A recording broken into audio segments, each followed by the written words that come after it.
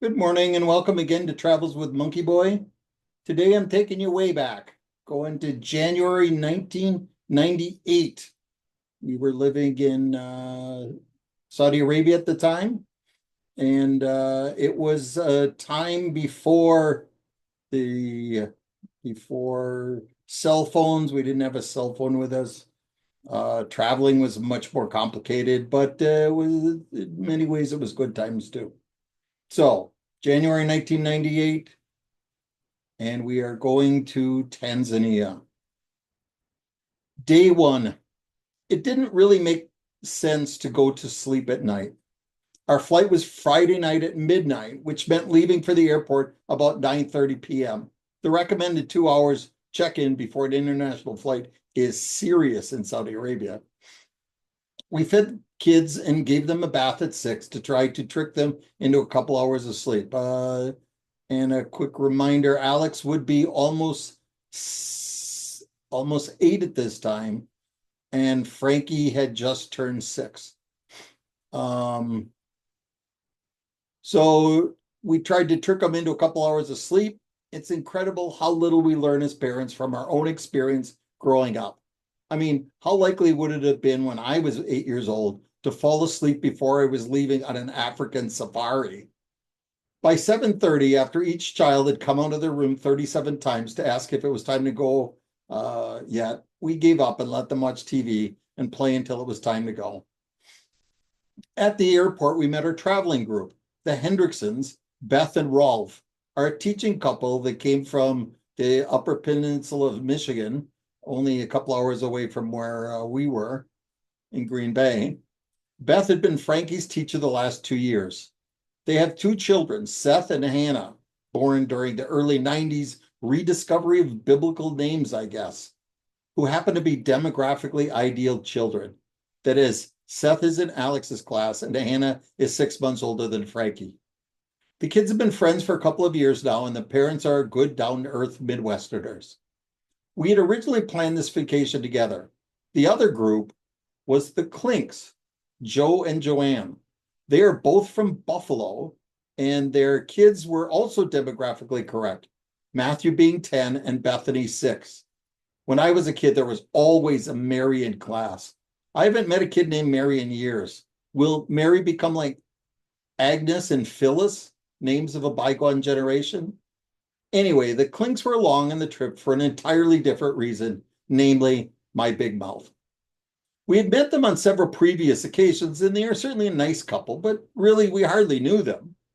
We were at the beach club in Jeddah one day, just talking about nonsense, and I asked them what they were doing for the Eid holiday. They said that they were probably going to Jordan. I told them we were going to go to Tanzania for a safari, and I said they should come along. That kind of flippant invitation that's easy to give because the people will never say yes. On the spot, they said, sure, we'll do that. Just like that. I've heard of spontaneous people before, but I've never met them. Anyway, that was our group. We arrived in Nairobi at 3:30 a.m. after a 3-hour flight. It was fairly typical of a third world airport. To get into Kenya, even for transit as we were, you had to fill out a long visa application form and pay $120 per family. At 3:30 a.m., there were no pens to fill out the forms, no forms, and no people to take the forms. Only a passport control man telling us we couldn't get into Kenya until we had the visas. By 4 a.m., the visa man showed up, and really it wasn't much of a hassle because I think that it took our baggage that long to cross the 100 yards from the plane to the conveyor belt. By 4:30, we were completely through Kenyan passport control and customs and greeted by our bus driver that would take us to Arusha in Tanzania. There are no doors in the airport in Kenya. I think Hawaii was the same, though I could be making that up. Anyway, it gave a nice breezy feeling to the pickup area and sure made moving luggage outside easy. I'm just curious, in a country as poor as this, how they keep thousands of people from sleeping here when it rains. So off we went to Tanzania. The journey to Arusha took us 4 hours, part of which we spent at the Kenyan visa offices to have our passports stamped that we were leaving Kenya, and part of which was spent in the Tanzanian visa office, paying $200 per family and filling out these long, detailed entry forms. The drive was uneventful other than the fact that none of us had slept in 24 hours and the children prattled away as if they'd had a full night's sleep. We saw a giraffe along the way, as you can see behind me, and a pen with about 20 camels. But camels have kind of lost their excitement value since we live with them every day in Saudi. Mostly, though, we saw poor people. We saw lots of poor people on this trip. We arrived at Arusha about 9:30 a.m., where our safari really began. We were going with a group called Bushbuck. Their slogan is, "It's dusty, it's bumpy, but it's an adventure." Bushback is locally owned, but not by Tanzanians, by Indian immigrants. They are the group that took Hillary and Chelsea Clinton on a safari when they came a year ago. The safari part cost something like $2,500 for a family of 4 for 5 days, inclusive of lodging and all meals. We had at our disposal 2 vehicles, a Land Rover and a 4-wheel drive minivan. The minivan sat, I think, up to 10, and the Land Rover was cramped with 7. We had 2 drivers along, Paul and Edward. They are Tanzanian, from the tribe that lives at the base of Kilimanjaro, and both spoke excellent English. Before we left town, we wanted to make 3 stops. 1, a bookstore for game spotting books. These are kind of games for the kids. It lists the animals you're likely to see, and then you can check them off when you see them. 2, the liquor store. Hey, we live in a dry country. This was living for us. We bought 2 cases of beer and a quart of gin with tonic to fight the malaria, of course. And then we wanted lunch at McMoody's, a greasy spoon ripoff of McDonald's. To our great misfortune, it was closed. So we filled up with potato chips and donuts to begin our 4-hour drive to Ngorongoro crater. As we drove along, we passed many Massai tribesmen on the road. The Massai are the Tanzanian equivalent of the Amish. They have rejected the allure of the big city. Arusha has about 250,000 people, all living in one giant slum, with its Nike shoes and Levi's. These are the people you always see in National Geographic and PBS specials. They are draped in red-checked tablecloths. They carry clubs on long sticks. They aren't permitted to carry spears. The women are bald, and all of them have hideously distorted ears. Through years of gradual stretching, they have managed to open gaping holes in their earlobe that one could fit a fist through. Frankly, I found it hideous, but then again, I sell swatches. Anyway, what caught our eye were the periodic appearances of ghoulishly painted young Maasai men. They were painted up in white and black and looked kind of like those old racist images of Black Africans from textbooks of 50 years ago. I thought those images were ugly racial caricatures. Silly me. They were, in fact, fairly accurate portrayals of the way these guys look, or at least the way they look after they've been circumcised. Yes, this was the Maasai's post-circumcision costume. I didn't go too much into it, but apparently the men are circumcised in their mid-teens, apparently a very painful process. My guess is that the costume is to scare away females. Lord knows they couldn't be too interested for a while. I didn't see what the women wear after circumcision, but apparently most East African women are circumcised. Removal of the clitoris, and in some areas the labia major and labia minor. A gruesome practice that, unlike male circumcision, leaves scarring and frequently a lifetime of sexual pain. It's also practiced in Saudi and more frequently in Egypt, and has been linked with Islam, though never mentioned in the Quran. It's interesting how something like this would develop. Why would a practice spread that has no positive benefits, causes lasting pain, and is likely to be violently opposed by at least half of the population? Can you think of anything we do in the US like that? I think the ancient practice of Chinese women binding their feet might have been similar, though if I recall, this was only done by certain women and is rare, unknown today. I'd blame men, but geez, it seems like we spend our lives trying to get women interested in sex. To perform an operation to make them hate it? I seem to have digressed. Let's see. Oh yeah, on the way to the crater. To describe what we were traveling on as roads is dramatically overstating the point. For most of the 4 hours, we were driving on dirt roads, kind of a red clay actually, or at least they had been dirt roads before the effect of El Nino battered Tanzania with rain for weeks. Now imagine dirt roads battered with rain and having massive 4-ton old Mercedes diesel trucks driving on them, the kind with the massive tires and engines that can pull them through any kind of mud by digging through them. Now give the whole thing 10 days to dry out and the red mud to be baked into trenches. Then add a fresh day of light rain to disguise the trenches, and you have a rough approximation of the road conditions. To get an idea of the comfort of our journey in the shock absorber impaired Land Rover, take an old empty paint can, put in a half a dozen crystal figurines, Hummels if you have them, seal the can and bring it down to the local hardware store and give it to the guy in the paint department and tell him you want the paint mixed in his special mixing machine. Then leave it in the machine for 4 hours. By the time we stopped for lunch, we were all pretty well sick of this stupid vacation and cursing the idiot who planned it. That would be me. It was about 2 p.m. at our lunch stop. None of us had slept for 30 hours. We'd eaten nothing but potato chips and cookies over the last 18 hours. And we'd been shaken, not stirred for the last 3 hours. But it was so beautiful. While El Nino conspired to destroy the roads, it also turned everything so green. Where we stopped for lunch was at the Sopa Lodge overlooking Lake Manyara. To give you a rough idea, Arusha is down in a long, flat plain. The crater in our lunch area was situated on the top of one of the rifts from the Great Rift Valley fame. The drive to this lodge is almost straight up, but once you reach the top of it, you're on a higher plane.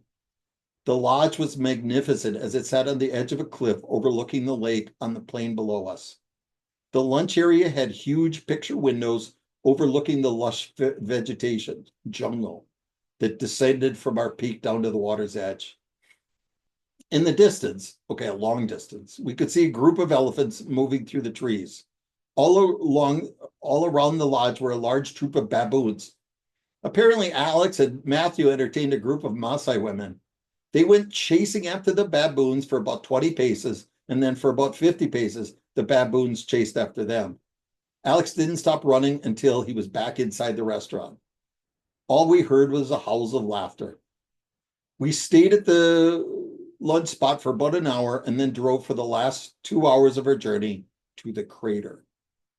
Ngorongoro in Ngorongoro is an old collapsed volcano. The rift area, I'll show you in a little bit. There are underground springs in the crater and quite a big lake. In the dry season, which is when we were supposed to be there, the herd animals of the Serengeti would make the hike down to the crater for water and grazing, while other animals, black rhinos, lions, elephants, stayed there permanently. It took us about an hour and a half to get to the rim of the crater where there was a scenic overlook. It was glorious. You're really looking into a huge hole with a flat bottom, maybe 20 miles across, but it was so lush. There must have been 6 shades of green. And the big lake and the rivers crisscrossing, it was a geologist's dream.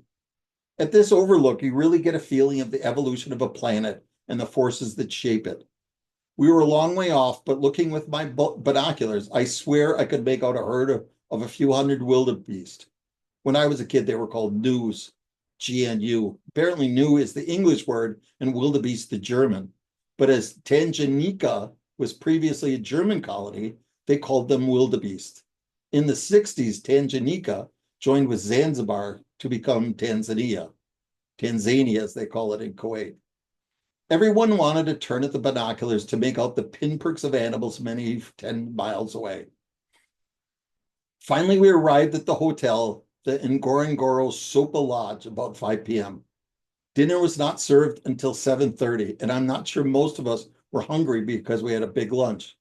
But part of the price of this safari was all the meals. So we insisted that we would eat dinner. Most of the parents went to have a quick nap. I took a shower, cold.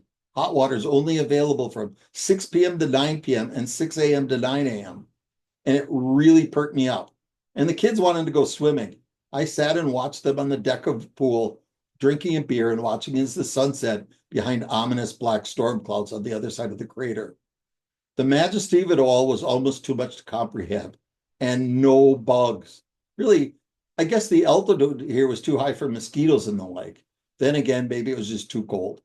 This was another surprising thing for me. Since we were on the other side of the equator, February is equivalent to August for them.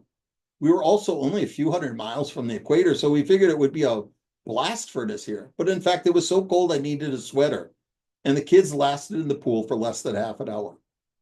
This may sound like hyperbole, but the meal we had was probably one of the 10 best meals I've ever eaten. It was one of those 6-course things, and everything was delicious. Of course, the kids didn't eat anything but the bread, but it was darn good bread. By 9:15, I think everyone in the group was sound asleep. At midnight, they turn off the electricity and don't turn it on again until 5 a.m. Okay, that's it for the story for today. Let me show you some quick pictures.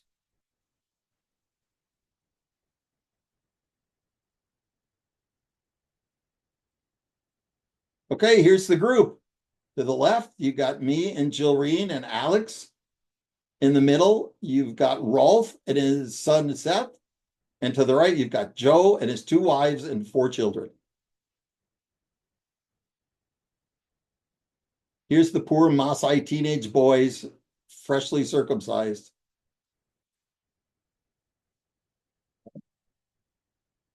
There's the baboons. And this is the road that we drove across for 4 hours. And real quickly, let's do the map too. Oops.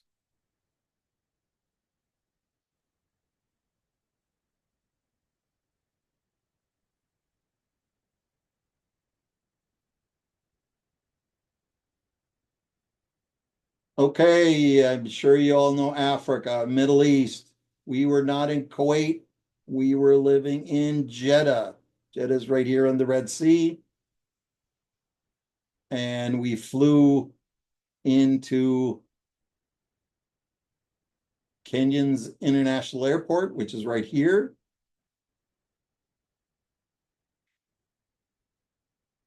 And from there, we took the highway down to Arusha.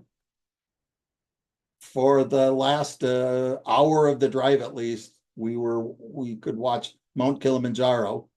We didn't go to Mount Kilimanjaro. Danielle has climbed Mount Kilimanjaro. I'm too old of a man to do that. So here's Arusha, and getting there at 9:30 in the morning, we went into the town. It was a dusty little town when we were there, very poor town. I think it's gotten better in the last 25 years, but not a whole lot better. And on that first day, we drove to the crater all the way over here. We stopped about here along the river for our lunch. And then here's the crater. So you've got the Serengeti is right here, this sort of lush jungle area rising up. This is all uphill to the peak. You could see this was an old volcano that caved in. And we stayed right on the edge of the crater, and we would go for the game drives down to the bottom of the crater. Okay, that's all for today. Thanks for coming along. More tomorrow.